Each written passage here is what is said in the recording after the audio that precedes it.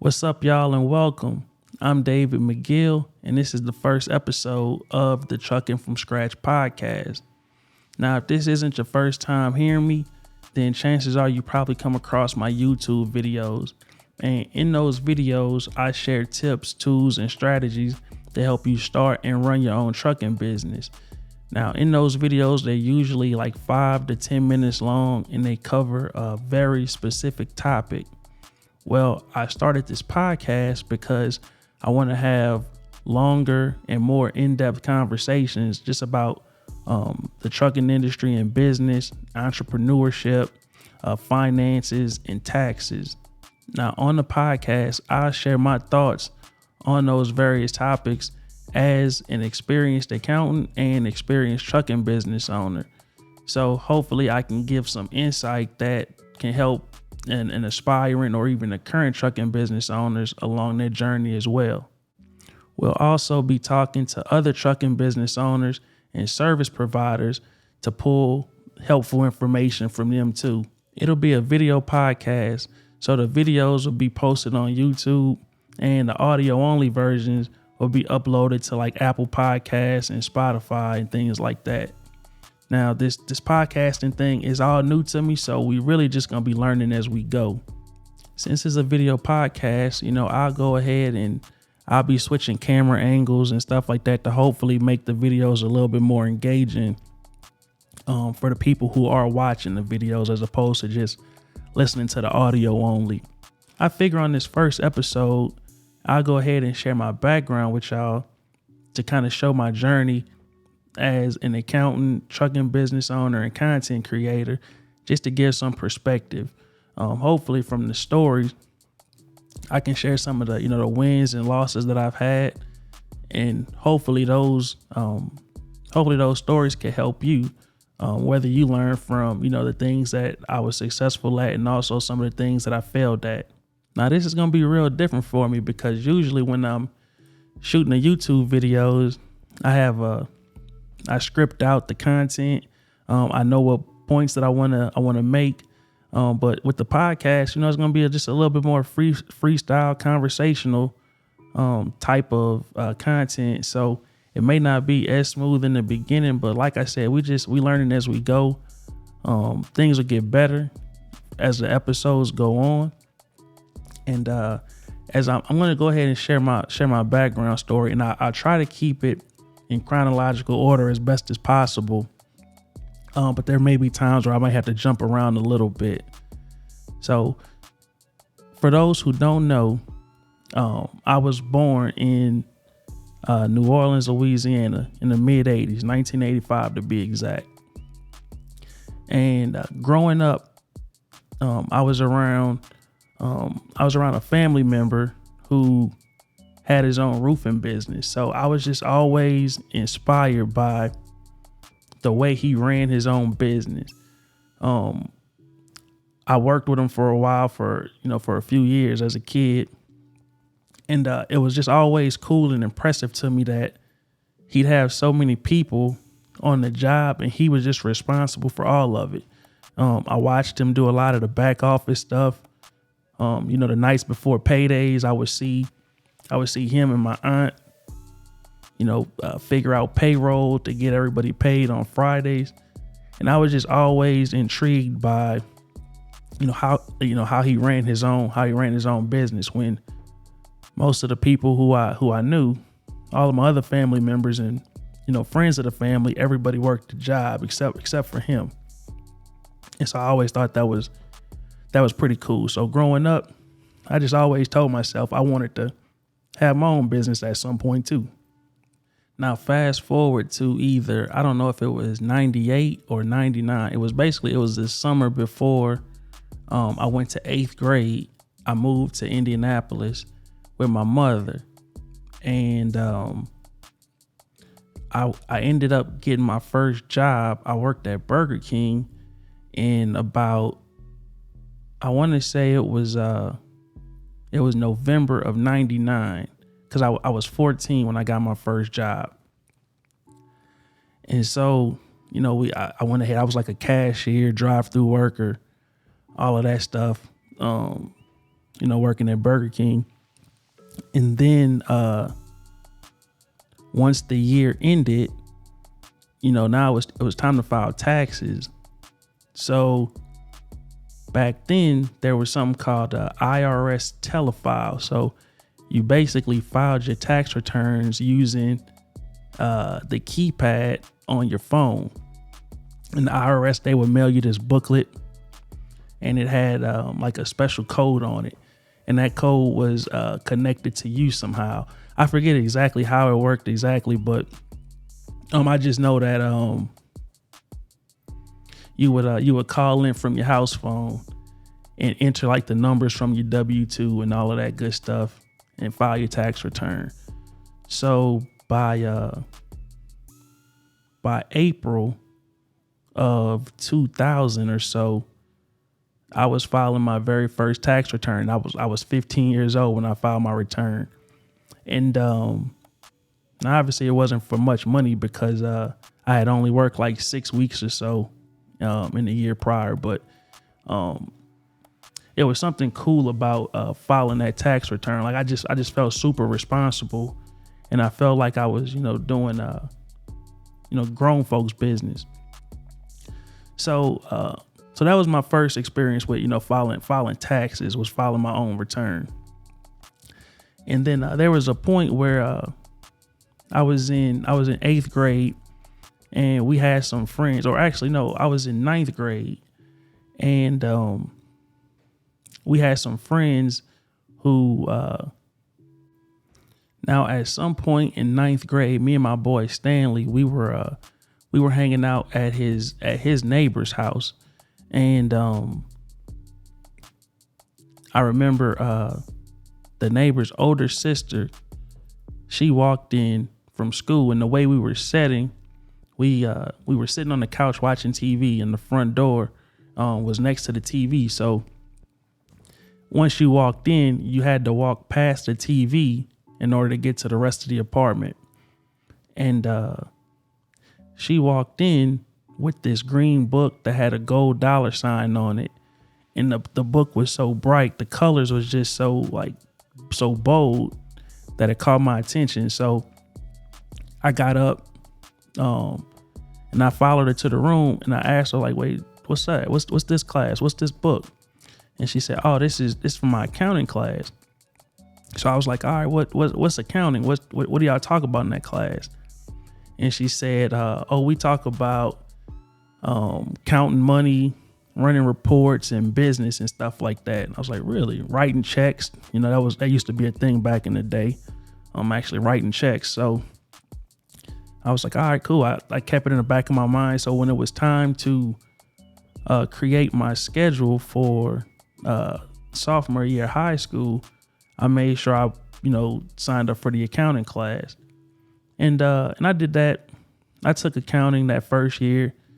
I took it again in my junior year, and then I took it again senior year. So when it was time to go to college, I was thinking about a major, and I was debating because I always liked computers. I've always been into business, and I've been into technology. So one of the majors that I considered outside of accounting was computer science. And there was a point where I signed up for the computer science class. I think it was probably senior year of high school. And I signed up for the honors version of it. And I remember one of the assignments was we had to create like some graphics just using computer code. And I did real well in high school. School always, I was a straight A student, like pretty much damn near my whole life. But this was hands down the hardest class that I've ever taken in my life. And so first semester, senior year, I took the honors version. I might have got like a B in it or something like that. And I was like, maybe it was just hard because, it was the honors class. So I was like, I'm gonna go ahead. I'm gonna give it one more try. So second semester, I took, computer science 2, but I took the non-honors version of it, I think. I forget. I had to look at the transcript. It was either honors or not honors. I don't know, but I took the second semester, and it was just as hard. So I decided, I was like, you know what? I'm gonna pass on this computer science class, because that was the only exposure I ever had to computer science at the time. I said, I'm gonna pass on this, but I will go ahead and take. So when it was time to decide on college, I said, all right, I'm gonna go ahead and I'm gonna major in accounting, since I have 3 years of experience at the high school level. And one thing I liked about accounting was we learned that it was known as the language of business, meaning you can't have a conversation about business without using accounting terms, income, expenses, gross profits, profit margins, earnings, all of that stuff. Those are all accounting terms. And because I knew I wanted to have my own business someday, I always said, well, it makes sense for me to just major in accounting, because then I'll understand the language. And even though I don't know what type of business I want to start at some point, every business needs an accountant. So before I start the business, I could go and work as an accountant at some, for these different companies. And then once I make up my mind on what I wanted to do entrepreneur wise, then I could quit and go do my own thing, and I don't need to hire an accountant. That was my mindset at, 17, 18 years old. So I was planning on going to IUPUI, Indianapolis, and I was going to go to the Kelley School of Business. And I was talking to my counselor about it, and he said, well, you should consider going down to Indiana University in Bloomington. And I explained to him, I was like, man, I'm the only child. I ain't trying to leave the crib. Like, even though it was only like an hour away, I was like, it was always just me and my mother. So I wasn't really trying to, go away to school. So I just figured I would just go to the Kelley School of Business here in Indianapolis. But he said something that was real important at the time. He said, well, you got to grow. I know you're probably the only child and all that cool stuff, but just give it a try. Like, if you go down there, all the classes, because it's just a different campus of the same school, if you go down there and you don't like it, you can always transfer back home, and the credits will transfer. They'll transfer because it's literally the same school, just a different campus. So I said, all right, I'll give it a try. So I went ahead, I got accepted. I got accepted into the school. And also I was actually accepted into the business school as a freshman. There was something called like direct admit or something like that. So I was a direct admit into the Kelley School of Business because of my high school grades. So at the time, this will be relevant toward the, later on in the story, but I graduated from high school with a 3.97 grade point average. And I was like number 40 out of like 800 and something students in the graduating class. So I went on to IU thinking like, oh yeah, this will be cool. I'll go give it a try. So freshman year rolls around, I'm taking the introduction of business classes and all the other general classes. And I ended that semester with like a 3.5. And it was like, oh man, I guess this all right. I'm used to having a lot higher grades than this in high school, but I guess this is cool. It's college, it's tougher classes, new environment. I guess this is okay. So then second semester freshman year, I ended up with another 3.5. So it's like, all right, well, this probably gonna be like the little range, the range of GPA that I'll probably maintain for the rest of my career. So then sophomore year rolls around, and I think I got like a 3.6 my first semester of my sophomore year. And then I met my boy Brandon. And Brandon, we met at an event. And shout out to Kevin Brown down in Bloomington, the law professor. He was a law professor at the time. And he took a bunch of the black students, males, and took us over to his house to just, give us that exposure. And at the time, he was building a $1 million house. Now, earlier I mentioned, I grew up in like an apartment. So to actually walk around $1 million crib, that was the first time I had ever seen anything like that. And Brandon was one of those, he was one of the guys who was in the same program or whatever. And, it was a group of us, and he had made a joke. He had said something that made me laugh because, I got an interesting sense of humor, and like the way he said what he said, it made me laugh to the point like we ended up,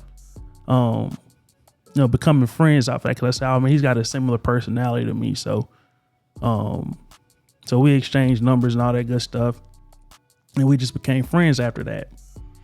Well, he ended up putting me on the book, Rich Dad, Poor Dad by Robert Kiyosaki. Now, like I said, this was my sophomore year.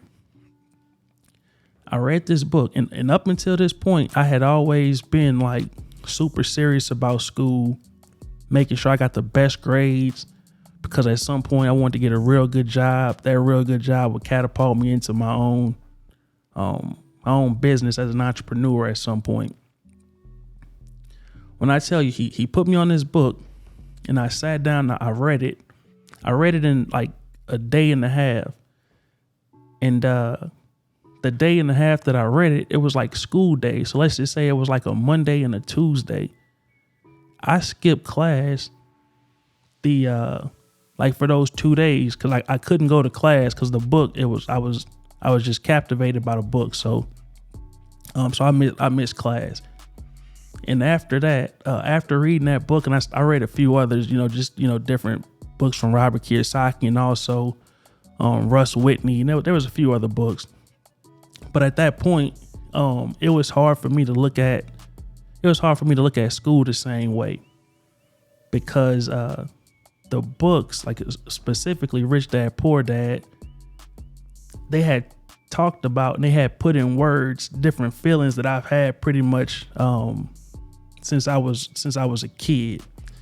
And the way some of those points were articulated, it just kind of solidified in my mind, like, okay, I need to be an entrepreneur. And at that point, it was hard for me to sit through class. It was hard for me to sit through class and focus the same way that I focused before I was reading those different books. So let's see what came first. So also throughout my college career, I was doing summer internships. And at these summer internships, you would work at these different companies in the accounting departments, and pretty much as an intern doing a lot of entry level type of work, just getting exposure to the corporate environment, having a corporate job and working in a finance or accounting department. So I did that pretty much. I had an internship all 3 summers that I was in college. And the second and third year of the internships, I was working for one of the big four. I was working for one of the big 4 accounting firms. And mind you, I ended up graduating from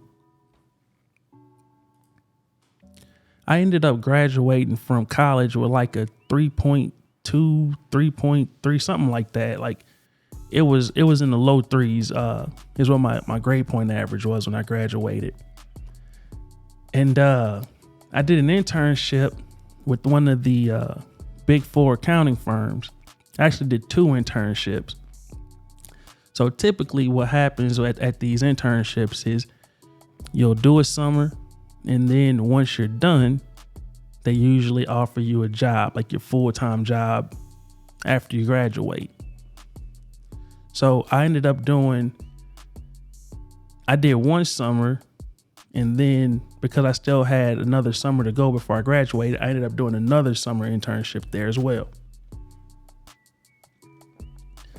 Now, if I remember correctly, the way it lined up, I had actually graduated, I believe I graduated in like May of 2007.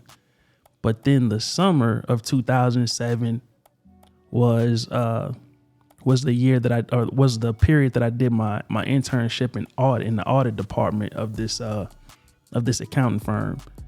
So all summer long, we moving around, traveling, going to different clients, working on these different engagements. The end of the summer comes, and it was time for your end of the internship evaluation and presumably job offer. So it was like a Friday or so, and it was my turn. Like I think it was probably like, let's just say 12 o'clock. My appointment was at 12 o'clock. So I walk over from the client engagement I was on. So I'm walking through downtown Indianapolis. I get to the partner in the HR supervisor's office, and I'm sweating at this point because it's the summertime. I'm wearing, the button-up shirts, the slacks, the dress shoes, all that good stuff. I'm carrying a laptop. It's for real. It's real deal corporate. And I get in there, and I'll never forget the managing partner. He says, "Yeah, David, you did real good the first two summers. Over the last 2 summers. We all like your personality, but at this time we will not be extending an offer to you, a full-time offer." And I was like taken aback, because y'all got to keep in mind, like, my entire life, like when it came to academics or working, like there's never been a job that I've interviewed for that I didn't get. There was never a time where I wasn't like at the top of the class when it came to academics. So this was a big blow to me. This was a big blow to me. Not getting a job offer. And so the reasoning behind it was that my GPA, I think it had to be like a 3.3 for some reason. He said, "Yeah, you're in the 3.3, 3.4 range, but we typically like to hire students who are in like the 3.8, 3.9, stuff like that." And he said the reasoning is because people with higher GPAs, they have a higher likelihood of passing the CPA exam within like the first 2 years, or in the first year of working there. And so like I asked, I was like, well, I thought we had like, 2 to 3 years. Like you really technically have about 5 years before you need to pass the exam.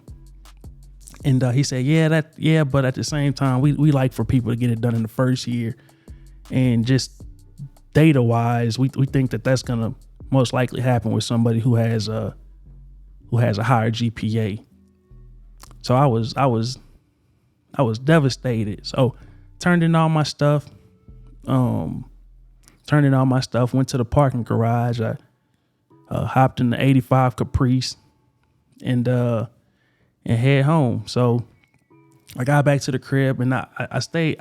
I didn't end up applying for a corporate job for like 2 to 3 months. I just ended up taking some time off because I had literally been in school and working ever since I was 14 years old. So at 14, I got the first job at Burger King. When I was 16, I started working at a grocery store in Indianapolis. So I had 2 jobs in high school. And then after that, I always had like one job and working at the same time. So this was a point in my life where I was done with school and I didn't have a job. So I just used that time to just kind of chill out a little bit. After a couple of weeks, I got bored. So I ended up, because I didn't quite know what kind of work I wanted to do, or what type of company I wanted to work for, because my first internship, it was in corporate accounting, and then the second and third internships were in public accounting. And there's a big difference between the two. Corporate accounting, you're pretty much in the department for a company. Like let's take Nike, for example. As a corporate accountant, Nike has its own accounting department, and those accountants, they are responsible for putting together the numbers for Nike. Well, when you're in public accounting, as an auditor, you go around and you audit the books of Nike's accounting department. But Nike may not be your only client. You could have 10 clients. So you go around and audit the books of various clients. So you get a lot more exposure to different companies and different industries and things like that. And so during this time off I wasn't sure what type of what direction I wanted to go in. If I wanted to go for corporate accounting, or just apply to some different public accounting firms. So during this time when I took off, I ended up applying for a warehouse, and I worked at this warehouse for maybe like a week or so. And because that was just something to get me out of the house, just get me doing something while I was trying to figure out my future. And I remember in the warehouse, it was crazy. I was working with a lot of people, and I'm a pretty social person in small settings. So I would talk to the different people, and they would tell me how long they had been working there and different things like that, and what they were doing. And what I found out was a lot of those people who worked there, they had felonies on their record that didn't really allow them to work at a whole lot of different jobs. So they were almost stuck at the warehouse. And there was one particular day where the supervisor, she came in with a real bad attitude, and she had, I forget what she said, but she said something real slick to me one day. And I remember asking, I was like, well, who you talking to? I was like, I'm a grown man. Who you talking to? And she repeated or whatever she said, and I just kind of let her know. I was like, well, look, I don't need this job. I'm not stuck here, so you're not just gonna talk to me any kind of way. I ended up walking out. I don't even think I ever got paid from that job, so it's probably a check somewhere with my name on it from one of these warehouses. But anyway, that day I left out of that warehouse job, and I was like, man, you know what? I gotta sit down. Let me just go to the library, update my resume, and just start applying for jobs. And so I did. I got hired. I was doing I actually went into corporate accounting as opposed to public accounting. And so as a corporate accountant, I enjoyed it. I learned a lot. As I was working in the accounting departments, I was looking at how those companies handled their finances and what processes they used. And I compared those to my processes for my personal finances, which really kind of showed me when you have things going on, you really need to be on top of it. So every month at my job, we're responsible for what they call closing the books. So we're running reports, we're adding up things, we're totaling things, we're summarizing data in order for the owners to review the information and make decisions about the business. Well, when I saw, my mindset was, if these huge companies if this is what they're doing with their books, I probably should use these same principles on my book. So that's when I started creating like spreadsheets and opening up different bank accounts for different reasons on my personal financial side. Because at the time, I had like one bank account. I had like a checking account, and that checking account, that was my retirement. That was my bill money. That was my emergency fund. That was literally everything. That was my out to eat money. All of the money that I had was all in one account. And so as I started looking at the structure and how these companies ran and, you know, how they set different things up, I started to implement that stuff into my personal finances. And so, you know, over the years, like I said, I did my first tax return at 15. So throughout those years, I continued to file my own taxes. And then I started to do taxes of, you know, some of my friends. And there was one friend approached me. He had started his own. He had quit his job and he started his own construction business. This was back in 2012. And he reached out to me and he was like, "Hey man, I just started a construction business and I need an accountant." He was like, "So I want you to do the books on the side." So like, all right, cool. I've never, outside of my regular job, I never had like any accounting clients for bookkeeping. It was just more so just doing my friends' taxes and then just working my full-time job. But I took it as a challenge. And so I started to do his stuff and I enjoyed it. It was something I just did, you know, on the side. And we had been rocking for a few years. And then he had another friend who approached him and said, "Hey, I just started a trucking business and I need an accountant. Like, do you have any recommendations?" So he passed my information along. So, you know, I met with the gentleman and we hit it off and we got it going. Now, this was my second bookkeeping client. But the thing about this situation was the guys they didn't have any experience running a trucking business. So as the accountant, I kind of had to do a lot of research, figure out a lot of the different regulations and, you know, things like that, just getting the back office set up correctly and making sure that we were in compliance. So they started their trucking business with 3 trucks, and they grew it to like 12 trucks. And one day, you know, and I had a lot of the back office systems set up in order for them to, you know, get the data to, you know, make different business decisions with it. And one day we were at lunch, and he said, "Man, you helped us grow our trucking business. Like, man, you should start your own trucking business because you know all of this stuff since you did it for us. So you might as well, you know, just go ahead and start one." Now at the time, so if we go back, I had told y'all, like, I was always just trying to figure out what business I would start. So as I was an accountant, I was always just looking into other business ideas on the side. And so when he said trucking, it just kind of made sense. I'm like, damn, you're right. Like, I do have a lot of experience with this because I had been working with them for probably about a year. We've been working for about a year before he brought that idea to me about starting my own business. So I said, man, that's a good idea. So I went ahead and started my own trucking business. I did the authority, did all of that good stuff, all the paperwork, got everything set up. Cause paperwork is literally like, that's my thing. Like, as an accountant, like,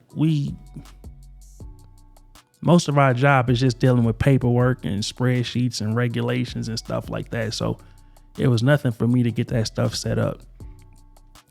Now I remember I went to, I had to go down to to get the IRP plates and the IFTA tags.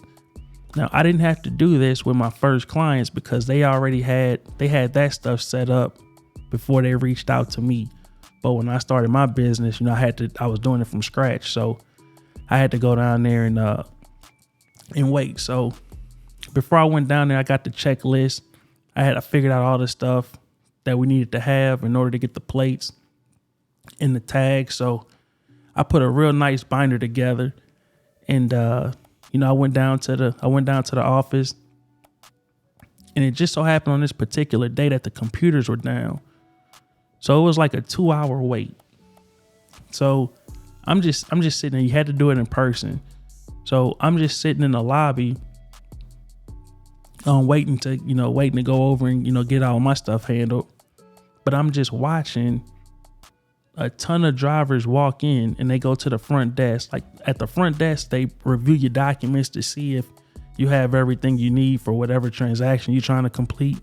And if you do, then they give you a ticket for you to go wait and go speak with somebody at another desk. And if you don't, they let you know what you're missing, and they send you home to go get it or whatever. You got to come back on a different day. In that 2-hour period of me sitting there, I just saw tons of people just coming in and getting rejected and turned around because they didn't have this document or that document, or this wasn't filled out correctly. And I was just thinking to myself, like, damn, that's crazy. Like, this the only place in the state where you can get these plates from. So no matter, like, people might have driven like 3 hours to get there. And then by the time they get there, they get turned around because they don't have everything. And I was just thinking, like, man, like, that's crazy. Like, all these drivers keep getting turned around for, lack of documents. So, anyway, when they called my number for me to go sit down and get everything handled, the lady, I remember, as she was like, I gave her my folder. And as she was going through all the documents, she's like, man, it's the most complete. It's like the most complete folder I've ever had. And I was like, oh, well, thanks. I was like, well, I'm an accountant, so this is kind of what I do. So it's really not a big deal to me. And she told me, she's like, well, you should consider being a service provider, because we have people here who offer these services to the different truckers to get all of their stuff squared away for them so they can walk in here with no problems. And I was like, yeah, that's cool. Whatever. I take the card, I take the information, but that's not really something I'm looking to do for real. So then, I processed my transaction or whatever. Then I left out of there. So got the trucking business off the ground. We rolling, and it was time for so maybe about 6 months later, it was time for my new entrant audit. So I got an email from the Indiana State Police, and they were requesting different documents like, driver's license and log records and just a bunch of different stuff. And I saw the email, and I went into my computer. Like, soon as I got it, it took me about 15 minutes to compile all the information that they were looking for. I put it in a zip file and sent it right on over to the officer. And I think I had like 30 days, but I sent it over in like 15 minutes. While I was leaving, I left home, and I got a call, and it was the lady who had emailed me. It was the lady from the state police.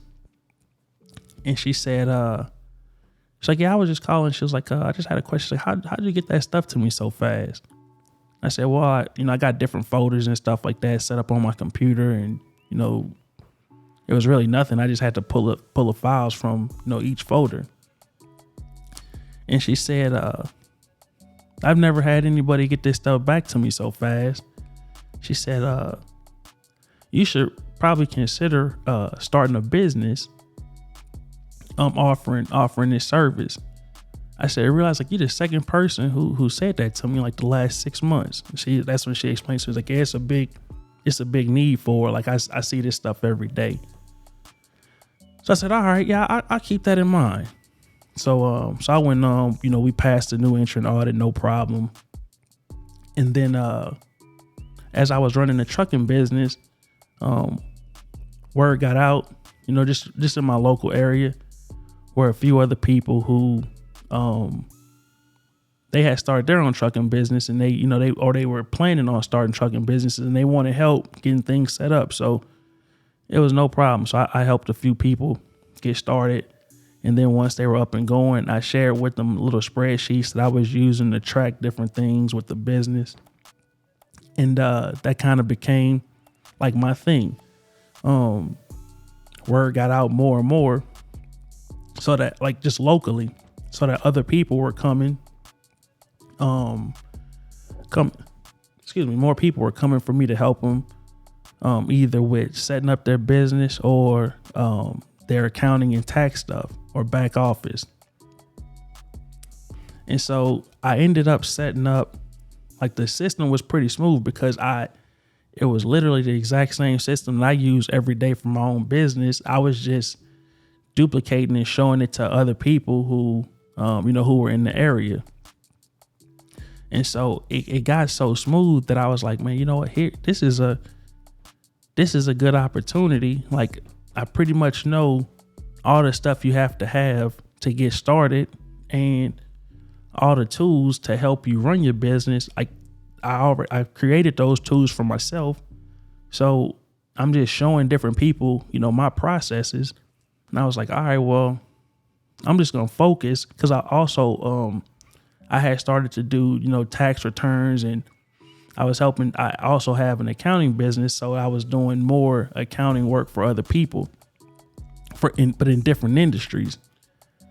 And so it got to a point where I was like, well, I could really stop serving all other industries and only focus on trucking. And so it was October of 2018 is when I quit my full-time job as an accountant, like the corporate job.